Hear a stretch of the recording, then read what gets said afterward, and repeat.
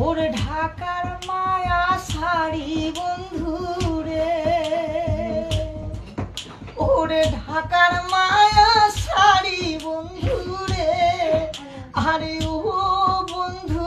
চলি জাঙ্গাজ বাড়ি, সবাই বলে দোয়া করবেন না করবেন হ্যাসকারি বন্ধু রে, সবাই ভুলে দোয়া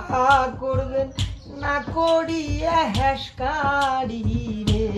ঢাকা ছাড়িয়া বাড়ি যাং রে, আরে ও বন্ধু